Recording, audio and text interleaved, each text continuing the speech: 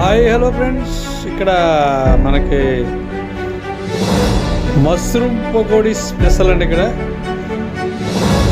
గ్రాములు వచ్చి 40 రూపాయలు. చాలా బాగుంటుంది. ఇక్కడ ఒక దిక్కున అయితే దొరుకుతుంది మష్రూమ్ పకోడీ, చాలా బాగుంటుంది ఇక్కడ.